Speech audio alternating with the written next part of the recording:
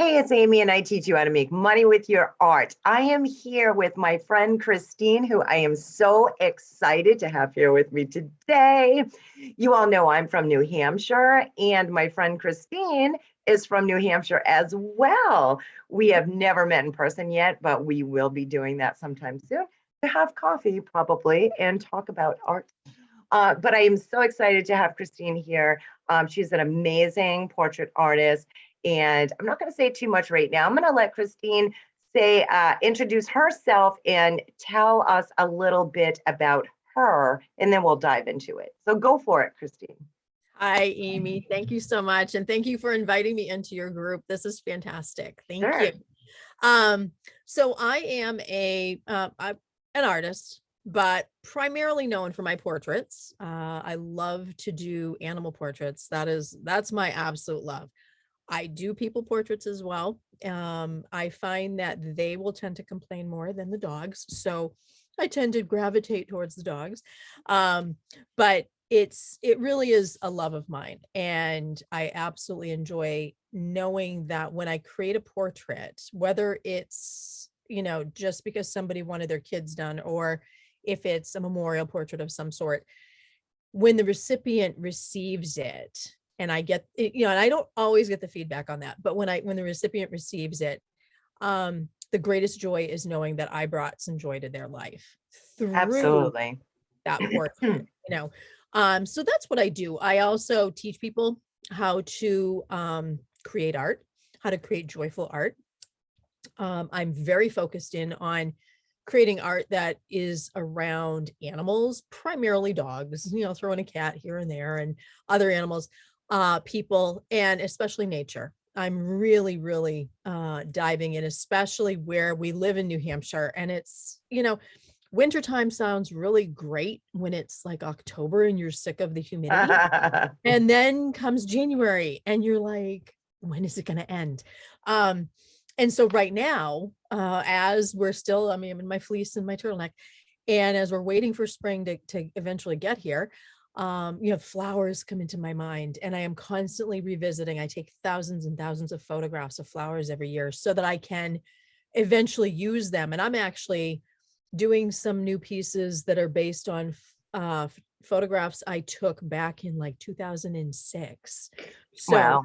yeah, and the things that I've wanted to do. So, but I just get that inspiration from all over. And especially it is nice being, here in New England, where we do have 4 distinct seasons. Yes. So now, can you all see why I love Christine? Because you all know me, I'm like an outside nature person, except during the winter. That's why I get a little bit of winter blues.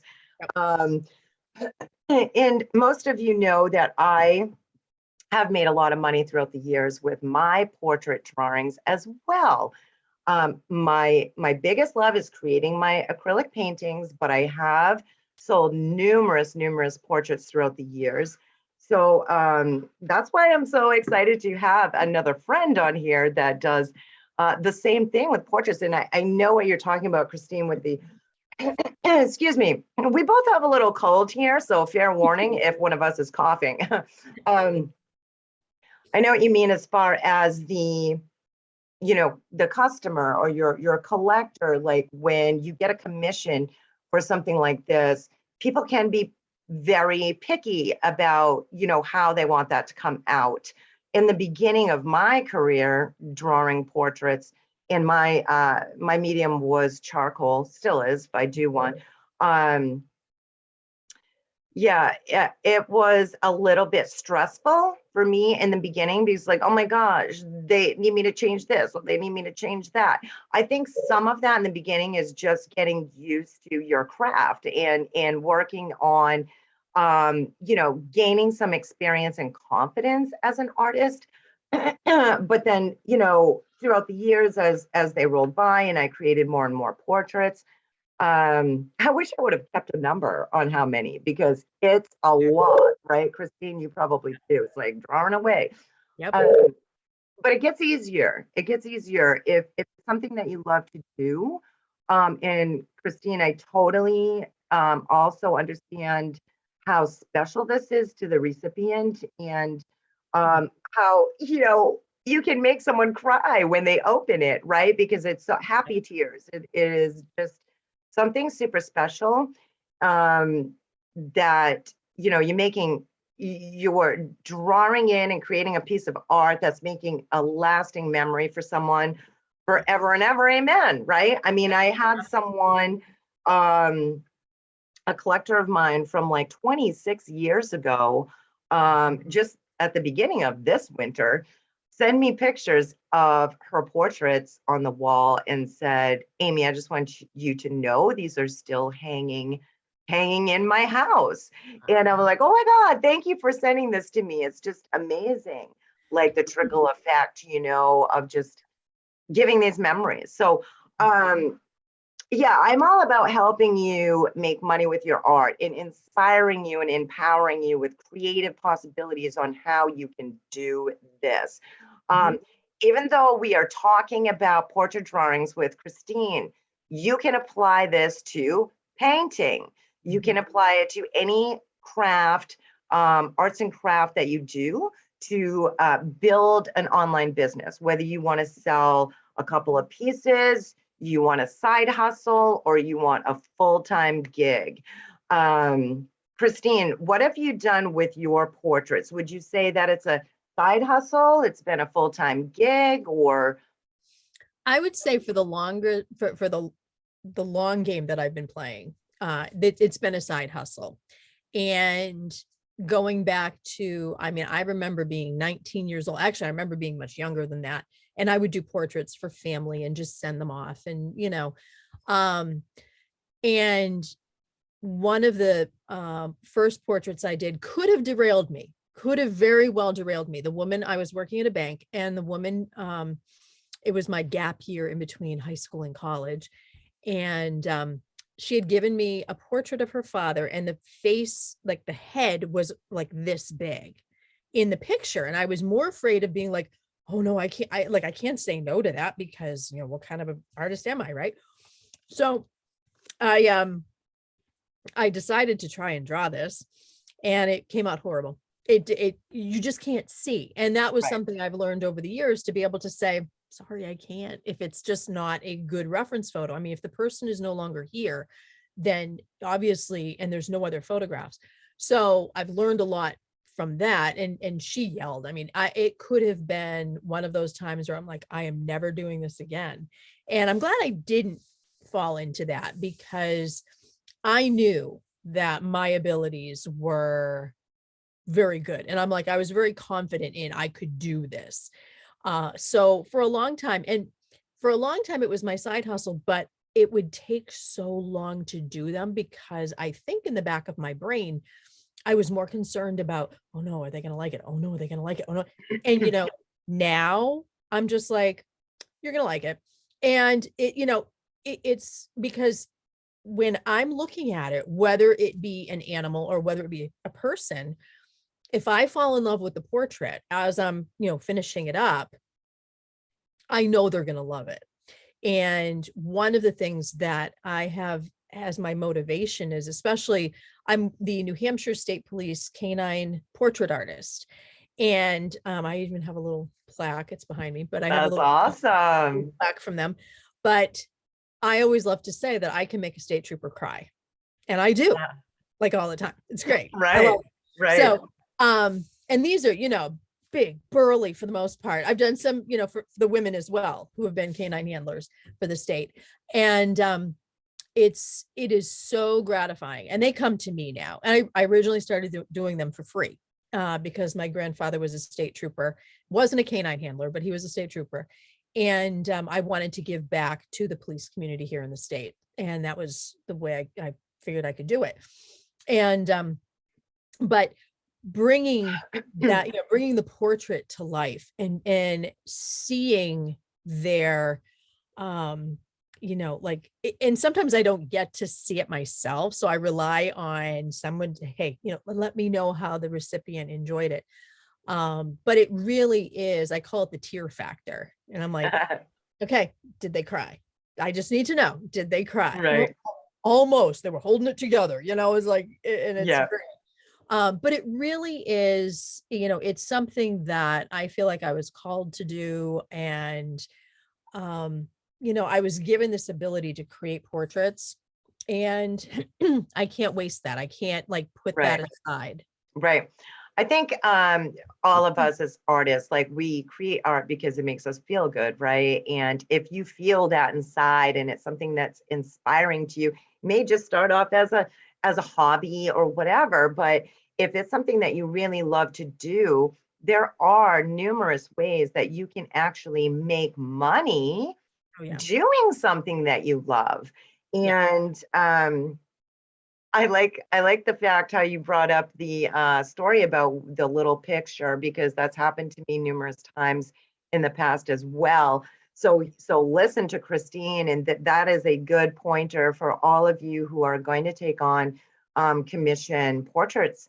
You need to be able to see what you're drawing, right? There's a lot of times the customer, client, collector, whatever you want to call it, the person that wants you to draw that will just think, oh, this person's an artist. I'm just going to send them anything that I have, and they're going to be able to create what's in their mind, right?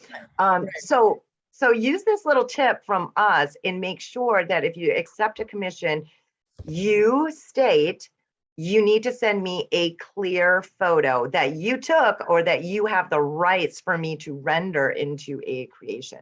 Right. Because you can't just go draw anybody's photography. That's another tip there, because of copyright and things like that. But yeah, clear photos. I usually tell my collectors the clearer the photo, the better your drawing will come out. Yep. And Christine, thanks for letting us know too in the beginning how, you're obviously a very confident artist, which you should be. I'm going to have you show some of your pieces in a second. But thanks for letting them know that in the beginning, you had to build up that confidence. And Yeah. so if you're thinking about even just trying to get a commission for your first portrait, just know that all of us artists struggle with that in the beginning. It takes a little while to kind of get going and get our feet wet. And, the thing about which Christine brought up too, about wondering, oh my gosh, is this person going to like this? Am I doing a good job? When we are drawing or painting any sort of commission under pressure like that, like in having those thoughts, that kind of hinders our own creativity in some ways. So this is what how I like to look at it, and what I tell my members inside of Creative Warriors. If somebody wants to, if they reach out to you and say, hey, can you do this for me? Because they saw some of your artwork already, they already like your artwork. So just know that ahead of time. They've seen your work, they like your work. So you don't have to do anything crazy and more spectacular, whatever that you already do, because they're already attracted to your artwork. So when I look at it that way, it's like easier to just, okay, great, they're gonna like this piece. And if they don't, they want, a revision or something like that, it's not the end of the world. We cannot please everyone in this world. So that also is a good thing to keep in mind. Christine, have you gotten, oh, wait, first of all, show us an example or two of your work. I know my audience is probably like, let's just see your work already. Absolutely. Well, I'm going to show you first. One of the tips I like to do is oftentimes people will send me like digital photos now, which when I was first doing them like you, that the digital was not even a thing, it's Right. like, what is that? But what I always do, and I always carry my little 5" by 8" mole skin hardcover journal with me. I will sit there and I will sketch just to, like this was one of the dogs. I don't have the original because obviously the recipient has it now, but this is Toby. And I will sit and I'll just sketch it small, and it's, my portraits generally are 11 by 14s or 8 by 10s. That's like just the general size. when I'm Same doing, with me, by the way. That's a good standard size, yep, especially for them to the recipient to frame it. And right, yeah. right. Now this one, I'll just say before I show you, I took the photograph of this. The baby is on my chest. And it was one of those, thank goodness for the phones we have, because I can sit there and go click, click, click, click, click, click, click, click, click, click. Yeah. I didn't know what I was getting. But this is little Jada. Oh my gosh. And Beautiful. she was, oh my goodness, she was just sound asleep.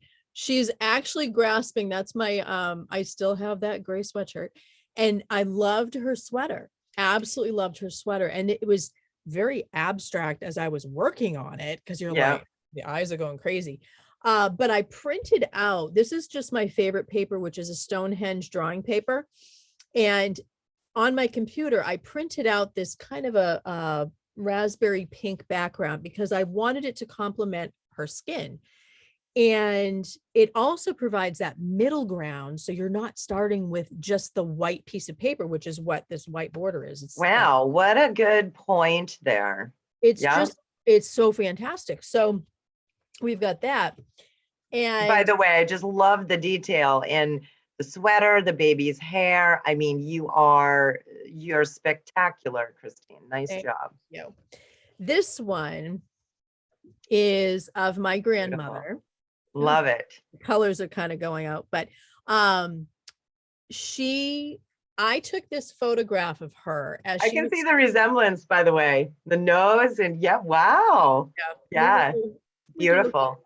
I have pictures up in front of me of her, and some of them when she was a little younger than what I am now, and we're a dead ringer for each other. Oh my gosh. Wow. But she was sitting in hospice. She was in the nursing home. She was in the hospice care. And I took this silly, she was silly. And so she was sitting there, smiling. And I knew someday I would do that portrait of her. She passed away in 2005. And it took me up until 2 years ago to finally to do the portrait. Wow. And but it's the same thing. I printed it on gray paper. I printed a gray background onto that paper. And what's the paper name again? It's Stonehenge drawing paper. And it truly, I mean, it just handles the colored pencils so nicely. I also will use it for graphite. So if I'm, doing a graphite drawing, I'll use that as well. But it really, I mean, it just accepts the colored pencil so nicely. So nice. Wow, that's great, Christine. Because my specialty is like quick. Well, I'm a pretty quick artist, like as far as like when I'm either painting or drawing. Drawings do take me a little bit longer, maybe an hour and a half or two, but it looks to me like I'm gonna guess your price point is a lot higher than mine because I can see all of the detail. You put a lot of detail into it. And my favorite medium for portraits is charcoal. Sometimes I'll do graphite, which is pencil, right? But I do like the charcoal because it flows pretty fast and I can smudge and make all kinds of cool shadows and things like that. But that color pencil is amazing. And it looks to me like it could be misconstrued as a painting even, Right. Very, very nice. Yeah. Now, and they'll generally take, this one's an 8x10. So on average, I spend anywhere from 7 to 20 hours on a portrait. Wow. So your price point is way higher than mine, I guarantee. That's wonderful. And speaking about price, like you can obviously, it's so many artists ask me about pricing, right? So with my portraits, I have sold portraits anywhere from like $25 to a quick sketch up to $250. And this is for, a charcoal drawing of someone's face or an animal portrait. And that's per subject. So I charge per subject. Christine, I'll ask you yours in a moment if you're willing to share that. But I just want you to know that you can charge what you feel, your time is worth, right? So I just told you, I draw quick, I paint quick. And so my prices, my average price now is like $65 per subject. I don't do a whole lot of portraits because, I'm running my membership to teach you how to sell your art and how to build your online business or side hustle or whatever you want to do with your art online. But yeah, Christine, would you be willing to let us know what your price point is, what you typically charge for a portrait so that they know there's like a range of what you can actually charge for this? Yeah, absolutely. And I'm glad you mentioned all of that because, and it also helps to educate the customer because the customer doesn't understand. And I'll share a little bit of a story where a dear friend of mine wanted me 26 years ago to illustrate a children's book for her. At the time, I was like, first of all, I got little kids and that's not a thing. You don't illustrate a book with a friend and that, because that wasn't a thing to do. These days, it's a little more lax because you can self-publish. But yet it was also, oh, well, this is the manuscript and I want this on this page, this on this page. It was art by committee, essentially. And I love her dearly. Luckily, it didn't work out. And we're still friends, which is a good thing. But it was one of those, it was again a learning moment. And it's, and again, you have to look at, like you said, like knowing your price point. Yeah. What is it? Now, I can see artists out there that are underselling their work big time. And especially when they're doing something maybe on the level that I'm doing or close to that, and they're way undercutting. So that hurts everybody. So, when it's a quick sketch, absolutely. Or if it's something quickly done, it can be done in an hour or two, totally different. Totally different. So to give you an idea, I have to look at the website because I don't have it memorized.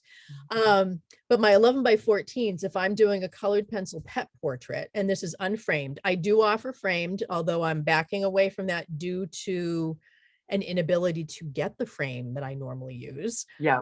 So I'm not, I'm not necessarily framing everything now, and I frame it myself because simple metal frame, put it together. It's a classic, works. Yeah. But unframed for an 11 by 14 would be 550. Now that's for a single portrait. Right. And per subject we're talking about, because you need to charge per subject. Yeah.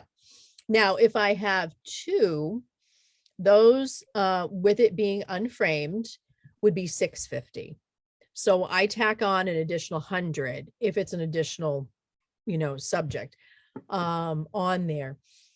When I'm doing an 8 by 10, I generally, let me just double check here, my 8 by 10s, unframed, 425. Thank you for sharing that, because I just want all of those artists out there to know that yes, there's all different kinds of price points, but you need to figure out what do you want to get per hour? How long is it going to take you to do this? And don't be afraid to charge what you feel you're worth. I mean, I think a lot of us, like you said, some people undercharge. I'm guilty of that myself too. Way back when I was just starting out, it's like, geez, I don't know if I say this price, are they going to want to get? Listen, if they don't want to, then that's their prerogative, right? Somebody else will come along and want to purchase it. Now, Christine, do you get most of your commission? I know you've been drawing forever and ever, like I have. So you have a customer baseline already. But do you get orders online? Like, how do you kind of promote yourself in the online space? I have a couple different ways. With the exposure that I get on my Instagram, I have two Instagrams. One is more for the more recent painting stuff I've been doing, which isn't it's more fun art versus fine art. But on my fine art Instagram, I began to post a lot of canine portraits, and then I would tag, hashtag different canine hashtags. And so got known through that. And that eventually has led to some other work that I do, which is also canine stickers, which is very popular for the canine community, the Leo community, law enforcement community, that when they go do something and they have their canine, and little kids like to get a sticker of the canine. Right. I recently was commissioned to do a coloring book page of a canine that I had done a sticker for. So it kind of like things lead to another. Yes. And when they see, like I did have an interesting roundabout way, someone hired me to do a canine sticker for a friend of his who was in the community. So fine. And then he was like, "Oh, I saw on your website that you do portraits too." And I'm like, "Absolutely." He goes, "I'd love to have a portrait of our Maggie done for my wife." And I'm like, "Sounds good." That came about, that was a year ago. And he hired me to do the portrait, which wouldn't be due until Christmas, which I did for this past Christmas, shipped it out to him. And so you kind of never know if you're consistent and you're showing your work, and I even show my sketches so that, and people love it when they see, oh, sketch, final, or time lapses, or the one I'm doing now, I'm literally just taking pictures of it at different stages. I've also done time lapse, like I will do 1 hour a week working on, for example, a canine portrait. If the recipient knows they're getting it, I will invite them to watch. Right. And so I actually there was one officer in California who he stopped his vacation with his family so that at 7 p.m. Eastern time, he and his family could sit and watch as I was creating his former partner who had passed away, his canine partner. And so, and the comments coming in after that, "You have no idea. Thank you so much." I mean, it's like these things come around. Yeah. And you just never know the reach. Right. So it's being consistent. And what I am doing is revisiting. I kind of let that go when the whole COVID thing happened. And at the time I was a high school art teacher. So I was already online teaching to my students. That's a joy when you've got to transfer that over. But I figured it all out. So I'd let those lives kind of go. And I'm now going back to them where I have my Facebook and Instagram handles, which are the same. I'm going to be promoting my portraits on that one and doing my other stuff on my other page. So it's So you're kind of segregating so that you can serve those audiences, those people that are interested in those different types of artwork that you have going on. And you had mentioned the digital art as well with the stickers. Congratulations on that. That's amazing. So Christine has just mentioned numerous different ways that she has made money with her art, and her Instagram and how she has that going in the different hashtags. I as well, if it is not a surprise, will I've done this for years, turn the live on and start drawing on camera, because that's an amazing story that he stopped his vacation so they could watch it. I love that because the recipient really loves to see their work in progress. Even if you don't record the whole thing on camera, even if you have like just, you're working on maybe the hair or maybe the eyes or something like that, it just makes that piece of artwork so much more special. And digitally, to be able to have this online and they can see it, then they can share that video with their friends and they can be, oh my gosh, look what's happening here. And that's kind of how, you can start to build a buzz about what you're all about, right? Yeah. One of the best stories that came about, if you want it, like I had a video go viral and 500,000 saw it. That's awesome. Quarter to 500,000 saw it. I could probably go find it, dig it into her Instagram page to find it. But it was interesting how it came about because I teamed up with a little boy who is, he does have Duchenne's, that's what it is, muscular dystrophy. And if you know anything about the disease, it is a fatal disease. He is, I think I've lost track. I think he's 9 or 10 now. Oh. And, but he was having a special birthday party when he still lived here in the state. He was having a special birthday party. A bunch of law enforcement canine handlers were going to be there at his party because they knew, and they are one of the most giving, loving communities because they will go and, you know, they will do everything for their fans.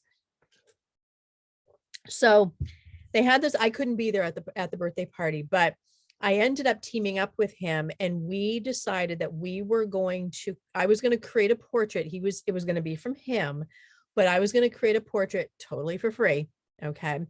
That had a picture of him in the middle. And then these two, one is a canine and one was like the family dog of his favorite canine officer who lives in Indiana. And so I did it. Now I will say, I did it on the sanded pastel paper, which is what I used for my canine portraits. Thank goodness I did, because that is one of the only surfaces that I'm aware of that you can totally remove the colored pencil portrait if you mess it up. I went and I messed up his face. His mother looked at it and she was like, and I'm like, and I knew, I mean, I'm looking at it going, I had already done the dogs. So 2 dogs, and I have to take out the kid's face in the middle, which I did. Now, in a situation like that, I ended up doing a shortcut to make sure that I nailed this kid's face, right? And I took a photograph, superimposed it onto the area, traced over the line so I would know exactly, okay? Because I had already messed it up once. I'm like, I'm not doing this twice. So I did it that way, filled it in with the colored pencil. You would never know that there was a mess up. And so anyway, Matt had framed it, shipped it out. Now her husband, the recipient's husband, is also a police officer. And he knew something was coming. So because the husband and wife are good friends with this little boy's family. So he had called his wife and said, oh, you know, for lunch today, why don't you come home for lunch? You know, so she comes home for lunch and he's got his camera and he's watching, right? At the time I was shipping them in the Home Depot had these huge TV boxes, like if you were shipping a TV. So I had securely, you know, put it into there, shipped it out. And so on the video, you see her, she's in her full police officer, you know, garb, and she's opening up and he has a little clue as to what might be going on. She's opening it up. And then you see her when she sees the portrait, totally crumbles. She's sobbing, and we're talking ugly cry. So, and I mean, this video of her was, again, quarter to 500,000 people watched it. Wow. And it was amazing. But that's, you know, that was that, you just never know. And Yeah. from there, it was like, hey, I saw you did a portrait for Canine Lando. How do I go about getting a portrait? And I do have a special deal with the canine community. And for them, it's 500. That's straight, even if there's shipping involved, straight 500. Wow. So it's kind of like to give back, to still give back. Yeah. Yeah. But well, the power of online, right? I mean, congratulations on that video. That is amazing. I'm totally happy for you. Thank you for also bringing up the point of how, you know, the face didn't come out exactly right and you had to redo that again. Yep. Listen, you all, Christine mentioned that I think you used the tracing paper or contact paper. Or I ended up taking, once I had removed the badly drawn one, I took that off and ended up taking, like, I print out a photograph on just Xerox paper, copy paper, put that over. And then what I will generally do, since those are, I use a black sanded pastel paper, I will take chalk and just make a white layer of chalk on the back of it. So it's like it's its own transfer paper. Yeah. Put it down on there after I've shaken off some of the dust, put it on top and just lightly just get the placement of where the eyes will go, the nose, all of that. And then the fun of filling in all the details. Yeah. Yeah. Now if I have an intricate portrait to do, I will use my projector, which for years and years, I never had a projector. But I did get one about, I don't know, I'm not good at remembering exact dates, but I'd say maybe 5 years ago or 6 years ago. And I don't feel guilty about that. And I want all of you out there to know, because some artists have this misconception of, oh, if I use something to help me get the structure correct, then it, I didn't create it by hand or, freehand or what. I mean, you still can put all of that amazing detail in doing portraits. It is important you have the structure correct. Where the nose, the mouth, the eyes, everything is going to be placed. So for me personally, that's what I use my projector for, to do a quick outline of that bone structure, facial structure, and then I will go in, draw my detail after. So Christine just mentioned a different avenue that she takes to do the same thing, have a little bit of help to make sure that everything is in place correctly. It's okay to do that. Yeah.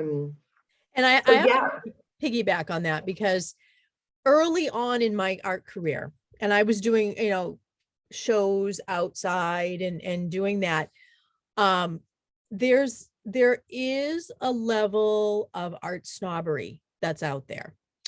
And I was young at the time. I'm in my 50s now, but I was young at the time and very impressionable and believing, oh, wow, if I do that, like, I won't be considered a real artist, or, they're going to know. And no, there's a place for every single level of artist out there. Right. And I just recently picked up a Bluetooth projector and plan to do that, in the future. I didn't have it at the time when I was doing these other ones. And, but plan to take, if I need to use my, to cut down on the time, because these days it's more, I've got the rules. I know how to draw. Yeah. I don't have 3 hours to sit there and work on this and that when I've got to get this done. Yeah. I mean, the portrait I'm finishing now has to be shipped tomorrow. Right. And I'm just tweaking it now. So it's, you use those tools to help you. Exactly. Just like, you work in charcoal, you're not going to go out and burn some wood up just so you can have authentic charcoal, because you're using, the tools that you bought through the store. Yeah. So yeah. And you cannot feel guilty or let anyone make you try and feel guilty about using tools that are going to help you create art that is going to be out of this. I mean, there is a difference with like a quick sketch, like in Christine brought up where she did some in-person shows, which I've done as well years ago. Right. So I did a lot of like arts and craft shows, things like that. Businesses would hire me as a portrait artist.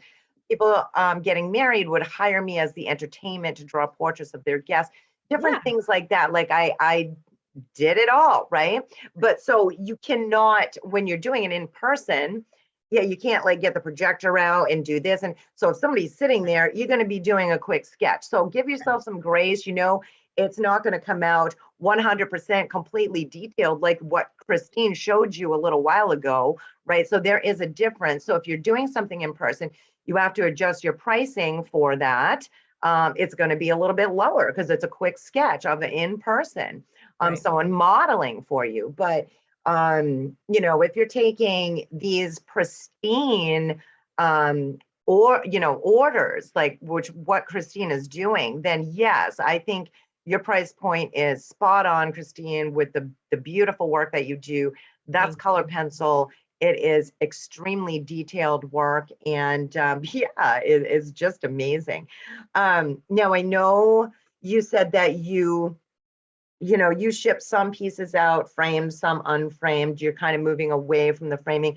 I personally, because just sometimes I get these questions as well, whether it be my paintings that I sell to my collector base or my portrait drawings, I personally don't do any framing.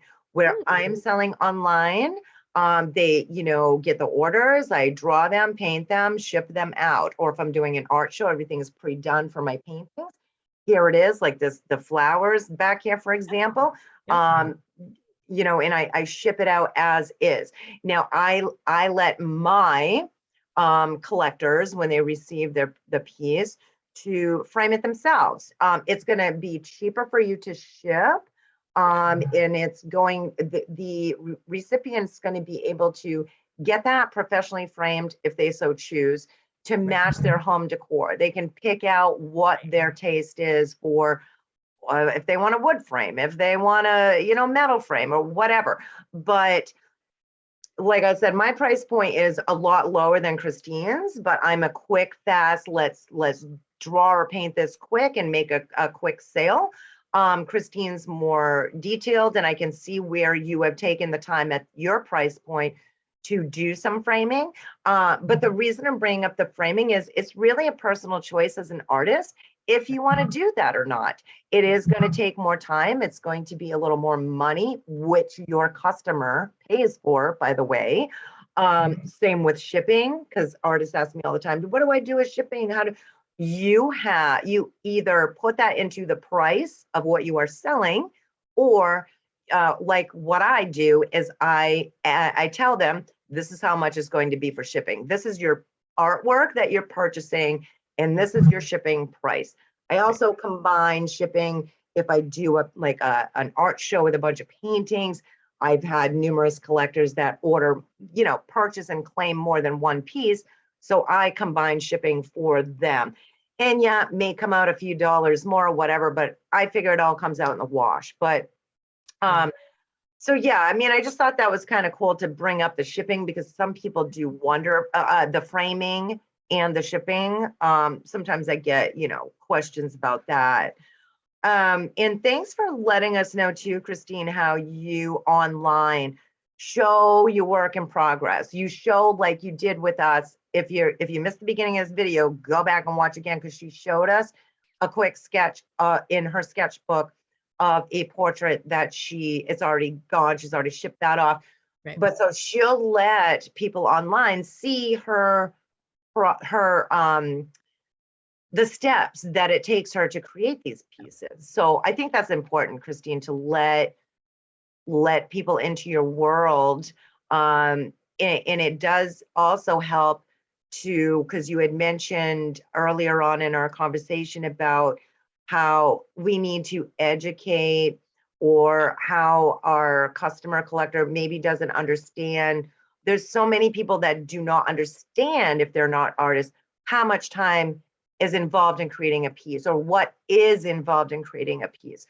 So online, we have all these amazing tools just with our phone to take a work in progress picture, or do a quick reel, or even a little video of us drawing in some hair, or whatever the case may be. I know I'm starting to ramble a little bit here, but Christine, thank you so much, by the way, for joining us today. This has been amazing. I could talk to you for hours on end. Same here. But I do, and if any of you watching have questions for Christine, or I, go ahead and put them in the comments. You know me, I'm gonna always go back and I'll respond. But Christine, what can you say? What advice can you give to an artist who loves to draw or paint, and they're thinking about doing this online thing? Maybe they've done some arts and crafts shows in the past, like we have, but maybe they're at that point where we used to be, and they're like, well, I'd like to draw and paint in my home studio and maybe ship some pieces out, but I'm a little bit nervous. I don't really know how to do this. I mean, what would you tell a person like that? Is there anything that comes to your mind that you might have for advice for them? Kind of a couple different things. First of all, just get started. Just do something. So if it's, if it's loving to do house portraits or loving to do still lifes or loving, whatever your subject matter, the subject matter really doesn't matter.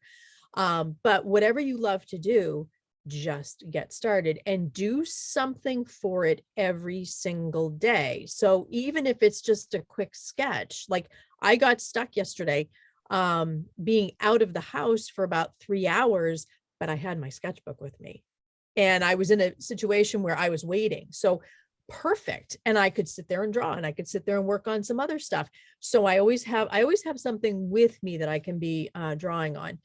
But to search out, like, who are your people? So if you like to do house portraits, real estate people, often giving a quick gift to someone who just purchased a house through them. I've been hired to do that, like $100. Here you go, quick pen and ink sketch. And again, those are going to be very different because that's a quick sketch versus, a major portrait of the house with all the detail. That's going to run a little bit more. But really just get started, because you're going to, it's going to be 5 years down the road eventually. And if you don't get started now, it's still going to hit 5 years down the road. So, if you've got that desire to pursue something with your art, you've just got to go for it, and not listen to, well, you're never going to make money off of that. Grandma. There'll always be naysayers. So you can't focus on that. No, you have to focus on, that this is something you want to do. So just get started and always carry a sketchbook with you, because jotting down those ideas. I mean, I not only draw in it, but I'll also make notes and be like, oh, I'll have to remember to look at this. Yes. Look up this photograph that I want to do of this that I took, on this trip or whatever. Right. And then I'll go back and go, oh, I know exactly what I was talking about when I wrote this. Oh yeah, I want to do that. So, having that with you, it's almost like your little drawing diary. Yes. And, oh yeah, I can go back and look, and I save all my sketchbooks. That's awesome. Yeah. Thank you for bringing that up, Christine. And it kind of reminds me of, at the beginning of this year, I had put in my free group that I have, Creative Dreams. I had put a posting in there about, asking them what their goals were, their creative goals for the year. And one in particular really stood out to me, and I won't forget this. And she said, to make sure that I create every day, even if I'm scribbling on a napkin. And I'm like, I am going to adopt that for myself, because I think, well, I mean, I know firsthand, working online as an artist, in running a business, whether you're trying to sell a few pieces, a side hustle, or a full-time gig like I have done, sometimes we can put the drawing and painting aside, like, oh, I've got to message this person back. I got to check my email. I have to do this posting. I have to do, that's okay. And yes, we have to do those things. But if we are not creating or working on our craft and always improving and learning, then how are we going to have anything to show the world or product to offer, right? Exactly. So yeah. Thanks for bringing that up. You just made me think of something. When I began teaching at the high school, I taught 16 years high school art and just left last June. And so 16 years ago, I stopped drawing. I literally took about, I think it was 5 years that I didn't draw anything. And here I am, an art teacher, and I was like, okay. And it took one of my former students reaching out to me saying, her mother's dog had just passed away. Could you do the portrait of? And I'm like, oh my goodness, I don't know if I can still do it, And I literally, when I drew the portrait of Rusty, I was terrified that I wasn't going to be able to do it. And it was that portrait that got me back on. And now I am in my art business full time, doing numerous things. Portraits are one of them. And I get reference. Now, a lot of the work that comes in now is all reference. Oh, someone referred me to you. Yeah, and it will snowball after a while, like Christine's saying. Yeah. Yes. Also, Christine, thank you for bringing that up. I think a lot of artists when we, I don't know, either lose inspiration or life gets in the way and we put down the paintbrushes or the drawing tools. And then it's like, oh my gosh, can I even do this again? You just heard Christine's story about how she picked it back up. And it's sort of like riding a bike, right? Like, yeah, you might be a little bit nervous, but then it's just going to start flowing and come to you. That's why if you even scribble on a napkin or keep a little art journal in your purse, your little sketch pad like Christine does, and then if you're waiting at an appointment, you have the ability to still keep up on that. But don't be afraid if you did put it down for a while. You can, Christine's proof, you still can pick it back up and you can make something with it for your life, right? Christine, thanks so much for joining us today. Can you please tell everyone again? Well, actually, I don't even think I asked you this in the beginning. So please tell everyone where they can find you if they are so interested in checking out your work or following you. Where can people go to do that? Well, thank you so much for having me. This has been wonderful, and I'm glad I've been able to share with your community. Really, it's awesome. Creating art is amazing. You can find my website at christinedionstudio.com. I'm on Instagram at Christine Dion Artist, and I'm also on my Facebook business page, which is Christine Dion Artist as well. Okay, and Dion is spelled Dion. Yes. And Christine spells her name like regular Christine with a C. Okay. Yeah, thank you, Christine. I had such a wonderful time chatting with you. I hope that you've all enjoyed this. Thank you so much for watching. As you know, I do run a membership to help artists where I teach them how to make money with their art. There's numerous ways to do that, like Christine was explaining with the portraits.